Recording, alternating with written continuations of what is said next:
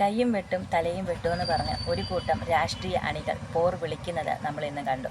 സത്യം പറഞ്ഞാൽ വളരെ ദയനീയം തോന്നി. വേറൊന്നും കൊണ്ടല്ല, ഒരു കൂട്ടം രാഷ്ട്രീയ നേതാക്കൾ AC മുറിയിലിരുന്ന് ചായ കുടിക്കുമ്പോൾ അണികൾ തെറി വിളിച്ചും തല്ലുകൊണ്ടും അവരുടെ ജീവിതം തന്നെ തീർക്കുകയാണ്. രാവിലെ തന്നെ ഒരു കൂട്ടം അണികൾ ഓടയിൽ കിടന്ന് ഉരുളുന്നുണ്ടായിരുന്നു, അതുപോലെ തന്നെ തലയൊക്കെ തല്ലിപ്പൊളിക്കുന്നുണ്ടായിരുന്നു. അപ്പോൾ നിങ്ങൾ മനസ്സിലാക്കേണ്ട ഒരു കാര്യമാണ്, നിങ്ങൾക്ക് എന്തെങ്കിലും പറ്റിയാൽ പാർട്ടി ഫണ്ട് പിരിച്ചാൽ അതിൽ ₹1 പോലും പാർട്ടി നിങ്ങൾക്കോ നിങ്ങളോ കുടുംബത്തിനോ തരില്ല. അത് അവിടെ ഉള്ളവർ തന്നെ വിഴുങ്ങുമെന്നുള്ള കാര്യം മറക്കാതെ ഓർക്കുക.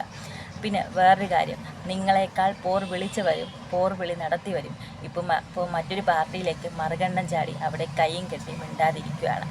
പിന്നെ ഇന്ന് നിങ്ങൾ അവനെ നോക്കി രാജ്യദ്രോഹി എന്ന് വിളിക്കും, നാളെ അവൻ ഇങ്ങോട്ട് നോക്കി നീ കുത്തകയുടെ അടിമയെന്ന് വിളിക്കും.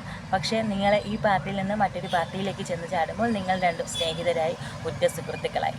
അപ്പോൾ നിങ്ങളുടെ ഈ പോർവിളികളൊക്കെ ഞങ്ങൾ ജനങ്ങൾക്ക് വേണ്ടിയാണെങ്കിൽ, ഞങ്ങൾ ജനങ്ങൾക്ക് ഇത്തരം ഈ രാഷ്ട്രീയ തമാശകളൊന്നും തന്നെ ഇഷ്ടമല്ല എന്നുള്ള കാര്യം നിങ്ങൾ മനസ്സിലാക്കുക.